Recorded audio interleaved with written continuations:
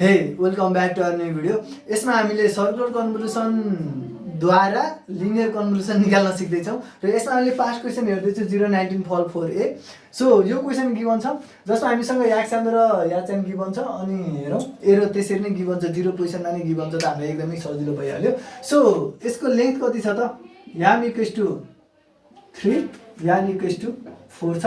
अब वाइएनको सर्टमा म भनिदिइहाल्छु, तपाईँले अर्को भिडियो हेरेर बेसिक कन्सेप्ट जानिसकेका भए पनि कुरा के हो भने लिनियर कन्भोल्युसनमा चाहिँ हाम्रो आउटपुटको लेन्थ कति हुनुपर्छ त याम प्लस यान माइनस 1 हुनुपर्छ र अनि सर्कुलर कन्भोल्युसनमा चाहिँ इनपुटको दुईटैको लेन्थ इक्वल हुनुपर्छ र आउटपुटको लेन्थ पनि इक्वल नै आउँछ, यान यान यान नै आउँछ। लिनियरमा चाहिँ इनपुटको लेन्थ र आउटपुटको इनपुट याक्स्याम र याच्यानको लेन्थ इक्वल हुनुपर्छ भन्ने कन्सेप्ट छैन। त्यही भएर जति भए पनि यो फर्मुलाले चाहिँ आउटपुटको लेन्थ दिन्थ्यो भने हामीसँग सर्कुलर कन्भोल्युसनमा चाहिँ के हुन्छ त लेन्थ यसरी दियो भने पनि हामीले इक्वल बनाएर सर्कुलर कन्भोल्युसन गर्नुपर्ने हुन्छ अनि बल्ल हाम्रो चाहिँ लेन्थ पनि इक्वल नै आउँथ्यो। त्यही भएर अब कुरा के हो भने लिनियर कन्भोल्युसनमा यो हुन्थ्यो भने सर्कुलर कन्भोल्युसनद्वारा लिनियर निकाल्नको लागि हामीले के गर्नु पर्यो त यसको लेन्थ हामीले यान इक्वल्स टु यो अब यान ड्यास भनौँ, यान ड्यास इक्वल्स टु यो हुने गरी प्याडिङ गर्नु पर्यो, 0 प्याडिङ गर्नु पर्यो। त्यसपछिको सर्कुलर कन्भोल्युसनले जे कुरा आउटपुट दिन्छ त्यही नै हाम्रो लिनियर कन्भोल्युसनले पनि दिने आउटपुट हुन्छ। यसरी हामीले linear convolution using circular convolution निकाल्न सक्छौँ। So let's do this. वाइएनको लेन्थ कति हुने भयो त हाम्रो यान ड्यास भनौँ यसलाई 4 + 3 - 1 भनेको 4 3 7 1 6 हुने भयो, 6 सम्म जाने भयो। यहाँसम्म ठिक छ, 0 बाट सुरु भएको छ भनेपछि अब हाम्रो इन्डेक्स पोजिसन कहाँबाट कहाँसम्म जान्छ भन्दा 0 देखि यान माइनस 1 भनेको 5 सम्म युज हुने भयो, ठिक छ। अब यसलाई यसरी हामीले प्याडिङ गरिहालौँ। अब यो कुरा हामीले बुझिहाल्यो त, म अलि माथि नै ल्याइदिन्छु। सो याक्स्यान इक्वल्स टु 1 2 4 0 0 0, ठिक छ। अनि यान इक्वल्स टु 1 2 1 3 0 0। यसरी हामीले दुईटैको टोटल लेन्थ 6 बनाएका छौँ। अब योबाट हामीले सर्कुलर कन्भोल्युसन गरेर जे पाउँछौँ त्यो नै हाम्रो लिनियरको आउटपुट हुन्छ। लास्टमा हामीले म्याट्रिक्स मेथडबाट चेक पनि गरेर हेर्छौँ। ओके,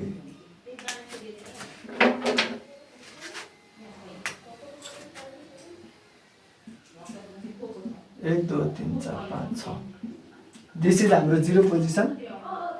यसमा हामीले याच्यानलाई राखौँ। सो 1 2 1 3 0 0 3 4 5 6।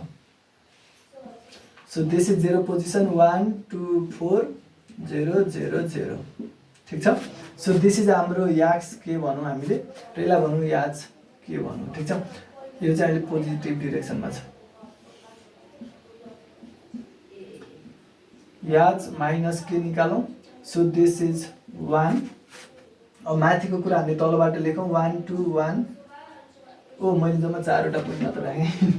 ओके, 1 2 3 4 5 6, ल ठिक छ। 1 दिस इज 1 2 1 3 0 0, ल यसरी राखौँ। अब यो चाहिँ हाम्रो के भयो त फर्स्ट भयो याम इक्वल्स टु 0 को लागि दिन्छ यसले फर्स्ट भ्यालु दिने भयो, ल ठिक छ। अब यो चाहिँ तपाईँले एङ्गल अब डिभाइडेड बाई 6 गर्नुभयो भने 6 6 60 डिग्रीमा राख्नुपर्ने रहेछ, ल ठिक छ। ओके, फर्स्ट भ्यालु भनेको अब हामी मल्टिप्लाई गरौँ 1 × 1 1 0 0 भइहाल्यो, 0 0 अनि 1 0 0। This is okay 1 2 4 this is 0 0 0 0, ल ठिक छ। हाम्रो वाइ 0 को भ्यालु कति आयो त 1 आयो, यहाँसम्म ठिक छ, गुड। अब नेक्स्ट यसलाई फेरि अब रोटेट गरौँ 1 2 3 4 5 6। दिस इज हाम्रो 0 पोजिसन 2 1 0 0 3 1, ल ठिक छ। 2 1 0 0 3 1 भयो। यो चाहिँ हाम्रो के हो त याच 1 माइनस के हो, जहाँ चाहिँ हामीले एकपटक रोटेट गरौँ। अब यसलाई योसँग मल्टिप्लाई गराएर हेरौँ, ल ठिक छ। ओके, के भयो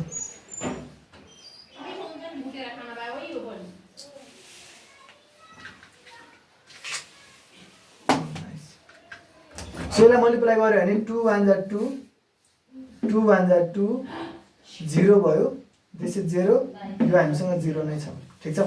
सो योबाट हामीले वाइ 1 को भ्यालु कति पायौँ त 2 + 2 4 पायौँ, ठिक छ, 4 पायौँ हामीले। अब यस्तै गरी हामीले अर्को के गरौँ त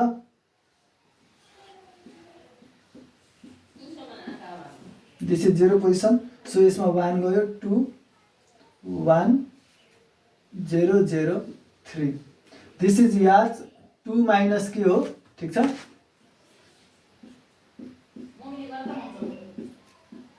सो अब यसलाई योसँग मल्टिप्लाई गरौँ ओरिजिनलसँग 1 into 1 1 this is 1 2 okay 1 2 1 3 okay this is 2 into 2 4 this is 1 into 4 4 0 this is 0 this is 0 ठीक छ this is 0th position so योबाट हामीले y2 को भ्यालु कति पायौँ त 1 + 4 + 4 भनेको 4 4 8 1 9 पायौँ ल ठीक छ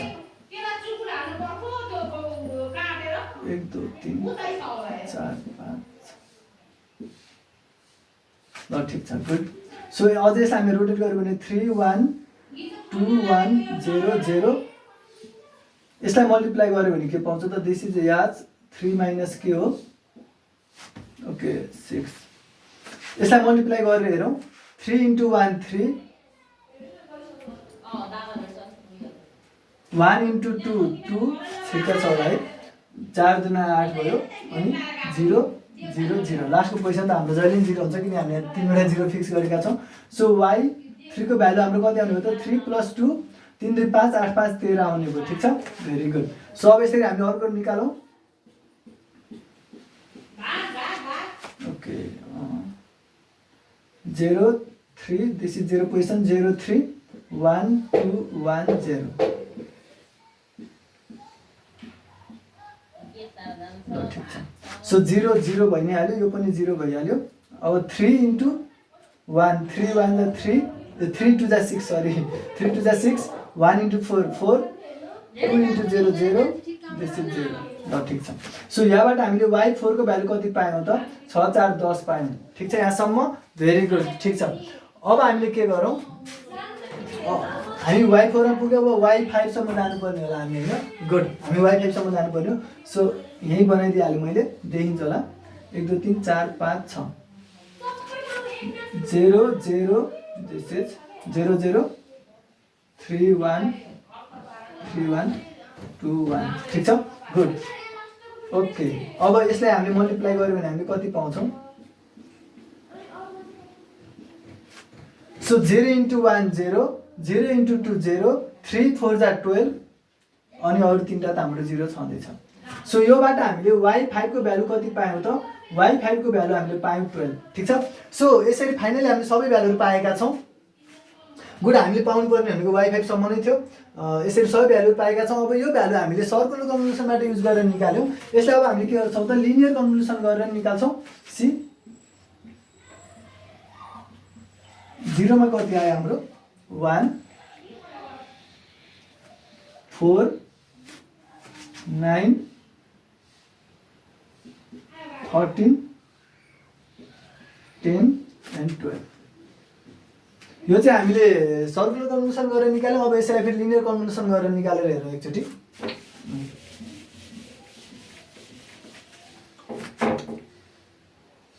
ओके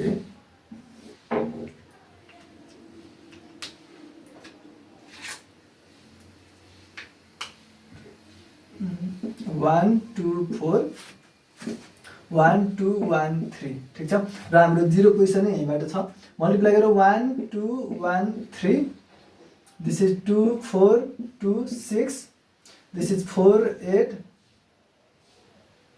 ओके 4 दुना 8 अनि 4 1 अनि 4 4 त्यहाँ 12 यो 0 पोजिसन भयो यो 1 पोजिसन हुन्छ अनि यो 2 पोजिसन हुन्छ हो 1 okay 0 1 2 3 0 1 2 this is 1 plus 1 2 this is 2 plus 0 भनेपछि यो पनि हुने भयो ठीक छ कसरी गरिरहेको छु बुझिन्छ जहाँसम्म इन्डेक्स पोजिसनलाई जोड्दाखेरि एउटै हुनेहरुलाई एउटा ग्रुपिङ गरेको हो अनि यो भनेको 2 plus 1 3 2 plus 1 3 3 plus 0 अनि यो भनेको 2 plus 2 4 3 plus 1 4 ओके यसरी हामीले अब फाइन्ड आउट गर्छौं y 0 को भ्यालु भनेको 1 भयो y1 को भ्यालु भनेको 2 plus 2 4 भयो y2 को भ्यालु भनेको हामीले कति पायौं त y2 को भ्यालु सी 4 plus 4 plus 1 भनेको 9 भयो अनि y3 को भ्यालु हामीले कति पायौं 8 2 plus 3 भनेको 8 2 10 3 13 पायौं y4 को भ्यालु हामीले कति पायौं y4 ओके 4 + 6 10 पायौँ र अनि y5 को भ्यालु हामीले कति पायौँ त 12 पायौँ ठीक छ।